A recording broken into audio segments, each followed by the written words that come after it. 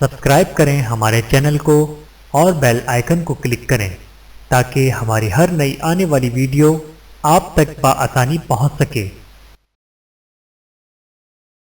بسم اللہ الرحمن الرحیم۔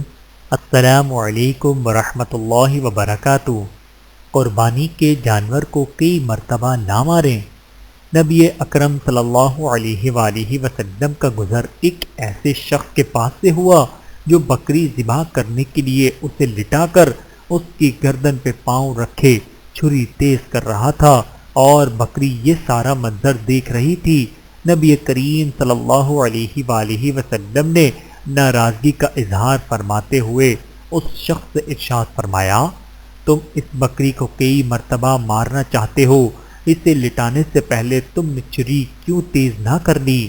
بحوالہ مستدرک حاکم، حدیث نمبر 7563۔